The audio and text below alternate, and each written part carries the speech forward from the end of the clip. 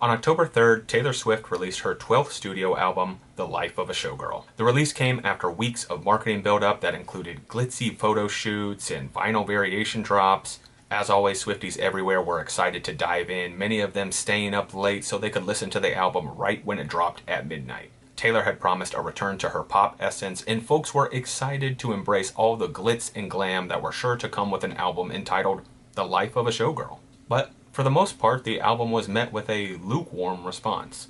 The internet was flooded with videos calling it uninspired, poorly written, and at times, tone deaf. But since art is subjective, there were still plenty of folks who did like the album, and their biggest response to people who didn't enjoy the album was, "You guys just don't get it.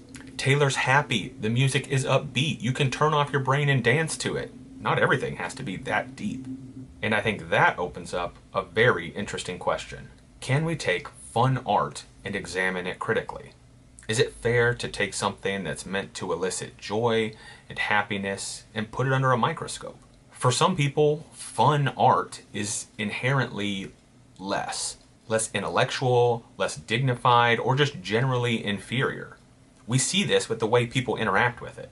People wear tuxedos to the symphony and mesh tank tops to a music festival. They're different. But just because fun art is more casual and approachable, I don't think that automatically makes it inferior to dramatic art. It just speaks to a different part of the human experience. Think of it like a friendship.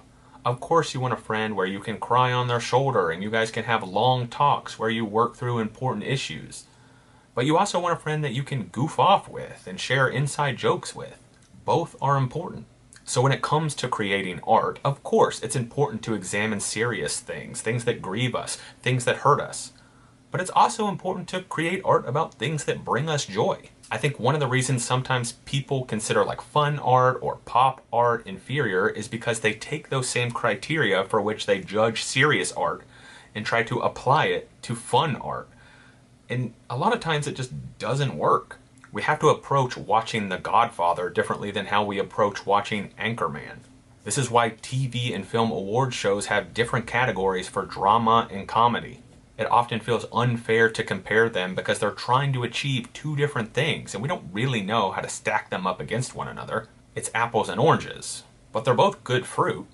It's why we don't really bat an eye when someone tells us their favorite movies are Shawshank Redemption and Dumb and Dumber. We contain multitudes. But the fact that there is a category for comedy at award shows at all shows us that we can be critical of fun art. It's kind of impossible not to be on some level because we always have a natural reaction to experiencing art. At the very least, we decide whether we like something or not. We're rarely neutral. Even if you're not writing a lengthy analysis about something, if you hear a song, you automatically decide whether you're vibing with the lyrics and the beat.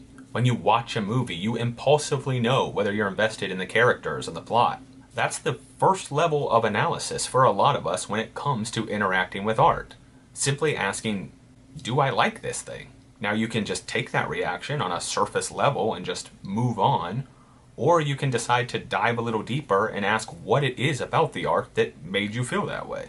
Now this is where it starts to get a little tricky, because how we're critical of art is different for everyone. We use different metrics for different mediums while also keeping in mind who made the art and what's the intended audience. Also, as I said earlier, art is subjective and everyone's tastes are different. So even when we're using the same scale to judge the same piece of art, people will inherently judge it differently. We will never come to a uniform agreement on a single piece of art. I mean, Starry Night is generally a beloved painting, but I bet if you dug deep enough, you could find someone who penned a lengthy essay about why it's a total piece of garbage. What's important is that no one should make you feel bad for critically examining fun art. There's nothing wrong with pulling it apart and looking at the pieces and figuring out how it all comes together. Doing so doesn't mean you don't like fun. In fact, it's a love of fun that drives a lot of us to do it. I, for one, love comedy. I've written a couple funny young adult novels, and back in 2011 when I moved to Chicago, getting plugged into the comedy scene was a big part of the reason why I wanted to be here. Fun art is my jam. In high school and college, I would watch SNL like an athlete studying game day footage. I wanted to learn the best way to structure jokes and deliver punchlines in a way that they have the most impact. I read books and I took classes because it takes skill to do fun art well. You can't just throw something together, call it fun art, and expect people to accept it blindly. That's why there are beloved, amazing comedies like Little Miss Sunshine. But then there are also lazy, boring comedies like Paul Blart Mall Cop. Fun art still takes work, and we shouldn't just accept anything because it's not that deep. Not to bring religion into this, but this is something I wrestled with growing up in evangelical culture.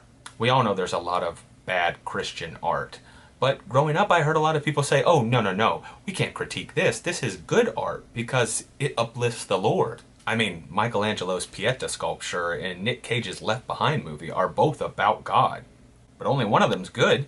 It's the same with fun art. Art can be intended to be fun, but still be poorly executed. It can be unoriginal, soulless, boring, corny, and so many other things. Now, at the same time, I do want to add a caveat that I don't think there's anything wrong with engaging with or enjoying bad art. I often think about it the same way I think about food. I mean, sure, it makes the most sense for me to prepare a balanced meal at home where there are sensible portion sizes and nutrient-dense ingredients. But sometimes I just want to eat a bunch of chicken nuggets and Nerds gummy clusters. People do this all the time when they talk about their guilty pleasures.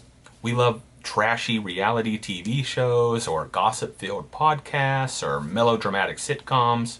Do I think Call Me Maybe is a particularly well-written song? No, not really. Am I still going to bust out my millennial stank face and jump on the dance floor when it starts playing at a wedding? Yeah, of course. Because enjoying bad art is kind of part of what makes us human. But at the same time, I think that should be the exception and not the rule. Fun art is important. So I think you should make it if you have the desire. In a time where bad news seems ceaseless and we're surrounded by despair, it's important to remember that joy and happiness are powerful forces. So make your fun art, but don't phone it in. Don't shy away from hard work just because it's fun art. Make something real, make something original and authentic. As always, if you liked this video, I hope you'll consider giving it a thumbs up. That really helps small creators like me. And if you're interested in talking about art and the creative process, that's what I talk about a lot on this channel. I'm an artist myself. I'm a young adult author. And so I'm always interested in sharing parts of the journey. If that's the type of stuff you're interested in, I hope you'll consider subscribing. If you do, I'll see you on the next one.